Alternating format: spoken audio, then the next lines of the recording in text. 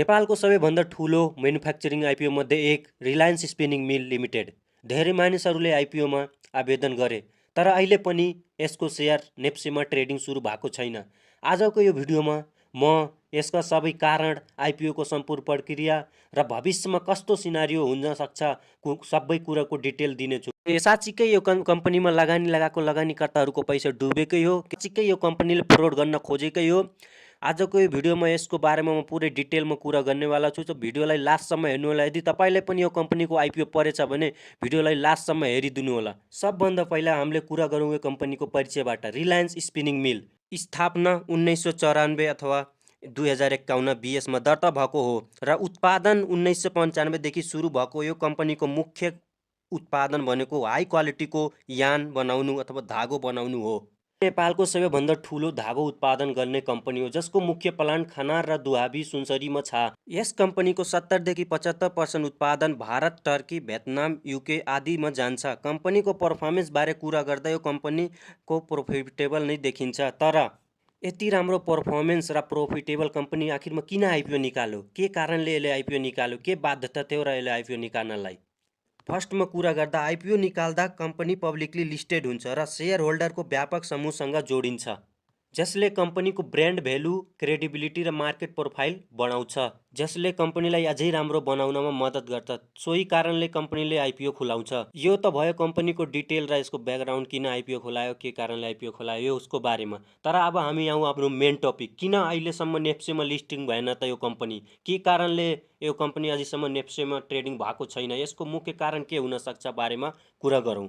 Company नेप्सेमा listing हुने प्रक्रिया फरक हुन्छ, जुनमा 5 वटा प्रक्रिया हुन्छ, जुन मैले तपाईँको स्क्रिनमा देखाएको छु। सो पहिलो प्रक्रिया हो एसइबिओएन, सेक्युरिटी बोर्ड अफ नेपालबाट आइपिओ एप्रुभल लिनुपर्छ। सेकेन्ड हो आइपिओ एलोटमेन्ट पुरा गर्नुपर्छ। थर्ड हो सिडिएससी र अथवा डिमेट मार्फत सेयर रेजिस्टर हुन्छन्। 4 नम्बरमा छ नेप्सेबाट लिस्टिङ एप्रुभल आउनुपर्छ र 5 मा छ ट्रेडिङ सुरु हुन्छ। लास्टमा ट्रेडिङ सुरु हुन्छ। यो 4 वटा प्रक्रिया पुरै गरे बापत मात्रै ट्रेडिङ सुरु हुने हो। तर रिलायन्सको आइपिओको एलोटमेन्ट त पुरा भयो र त्यो 3टा स्टेप त भइसक्यो। डिमेटमा आइसक्यो सेयर, डिमेटमा देखाइरह, तर अझैसम्म ट्रेडिङ भएको छैन। 4 नम्बर र 5 नम्बर अझैसम्म पुरा भएको छैन। यो के कारणले भयो भन्ने कुरा छ। त यो यसको मुख्य कारण हो सिआइए को लेटर। सिआइए भनेको commission for the investigation of abuse of अथोरिटीको लेटरले गर्दा अझैसम्म यो कम्पनीको नेप्सेमा लिस्टिङ भएको छैन। नेपालको नियमअनुसार सिआइएबाट आएको लेटरले आइपिओ प्रक्रिया र मूल्य निर्धारण रेगुलेटरी अनियमितको आशंका उठेको थियो। यो कम्पनीको आइपिओ हाई भएको देखिन्छ, हाई प्राइजमा देखिन्छ र यही हाई प्राइजको आइपिओ निकाल्नुको कारणले गर्दा नेप्सेमा लिस्टिङ रोक्ने निर्णय सिआइएले गर्यो र यो कम्पनीको आइपिओको मूल्य निर्धारण बुक बिल्डिङ मेथड प्रयोग गरेर गरिएको थियो। तर कम्प्लेन के आयो कि यस कम्पनीको प्राइस युजुअल्ली हाई राखेको छ, जसले नेप्सेको नियमलाई जोखिममा पार्न सक्छ।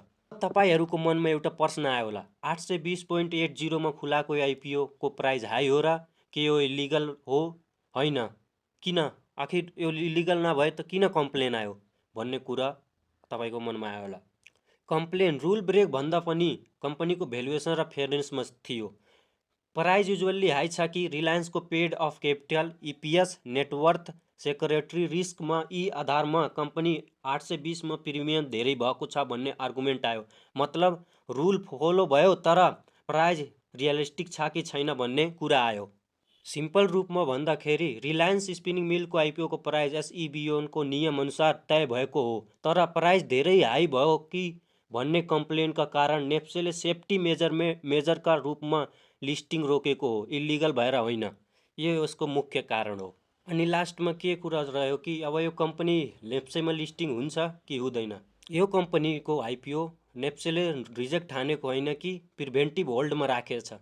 केही समय अझै टाइम लाग्न सक्छ। यदि यी सब प्रब्लमहरू सोल्भ भयो भने यो कम्पनी नेप्सेमा लिस्टिङ हुन पायो, किनकि कम्पनी रिजेक्ट भएको होइन कि प्रिभेन्टिभ होल्डमा छ। त केही बेर लाग्न सक्छ, तर नेप्सेमा लिस्टिङ हुन पायो।